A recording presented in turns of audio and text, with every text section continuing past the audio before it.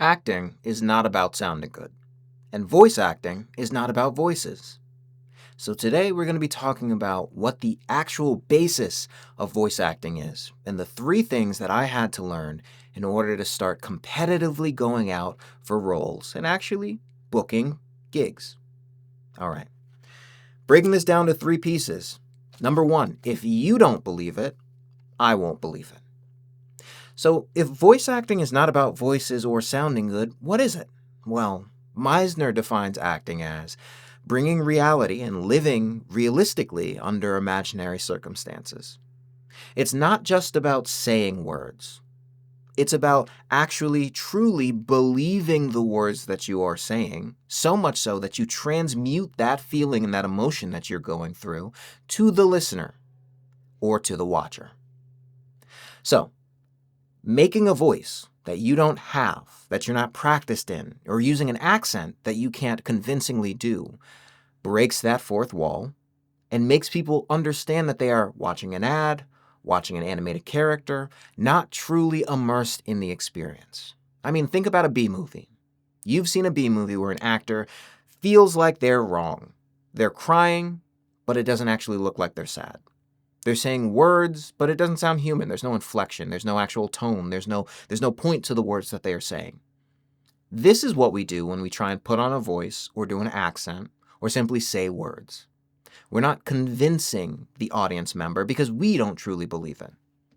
So how do we go about truly believing it? Well, that brings me on to step number 2, which is no words, circumstances. What do I mean by this?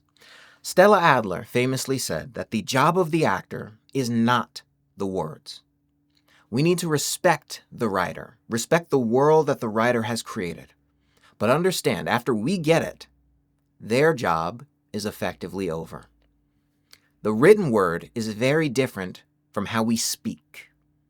Now, if you get Shakespeare or poetry, prose, you need to be following their written word because their written word means something.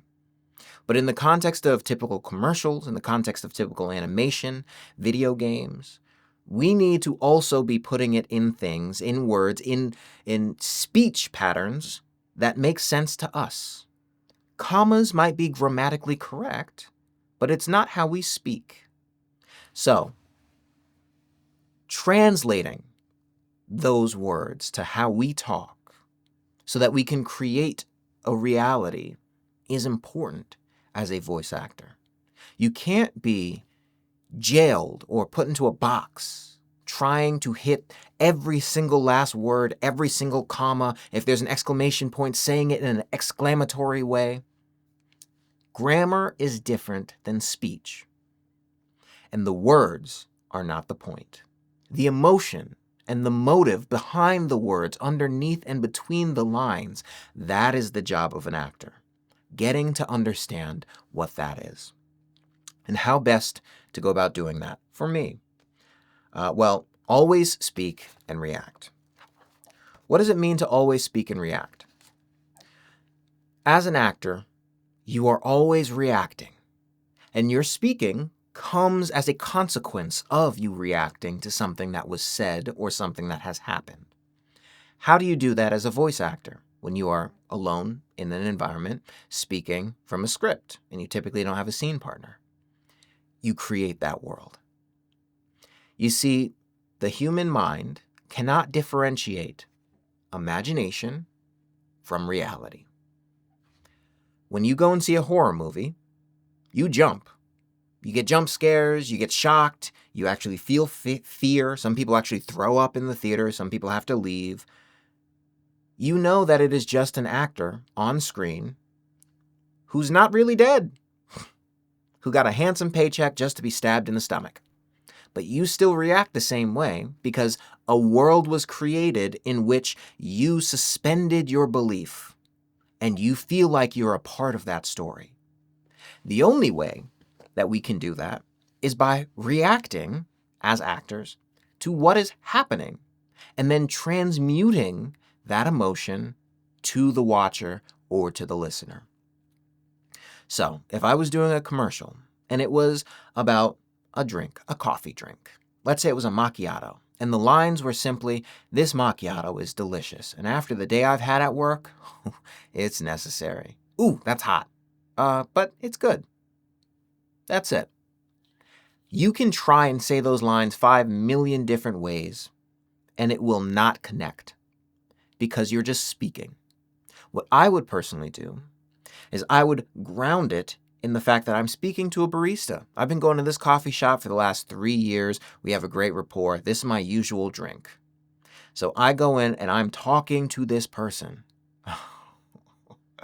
"Oh, this macchiato is giving me life, Beth. Thank you so much. After the day I've had, it's necessary." Ooh, hot. Oh, but good. I'm saying hot as a knee-jerk reaction to drinking it. Then I look over and she's looking at me. She's looking at me disappointed. Did she do something wrong?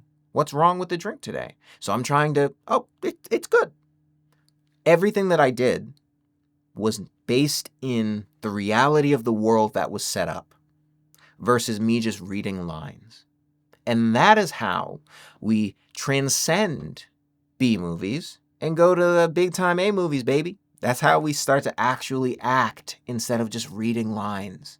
We're not AI. We're not text-to-speech. We're not robots. We read lines to convey emotion between those lines, not just to read the actual words.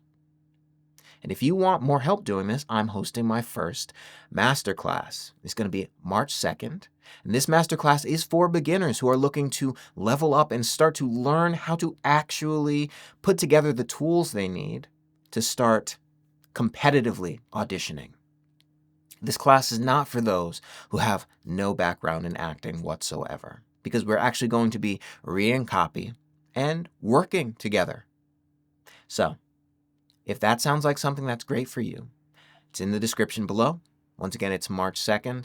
And thank you so much for watching the video. I hope that it helped. And like I say at the end of every video, get outside, drink some water, read a book of poetry for God's sakes. It'll change your life. And I'll catch you in the next video.